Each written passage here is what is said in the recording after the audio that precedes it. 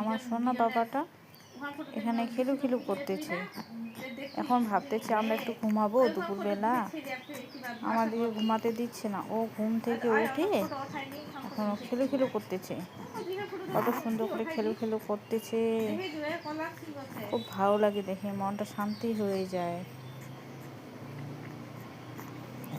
ও তো বিছানায় ঘুমায় না, কোলে কোলে ঘুমায়। ও মায়ের কাছে খুব ঘুমায়, মায়ের কাছে ঘুমাতে পছন্দ করে। ঘুম তো হয়ে গেছে, এখন বিছানায় আমাদের সাথে মাঝখানে শুয়ে খেলা করতেছে। দিদুন আছে ওখানে পাশে, ওর মা আছে।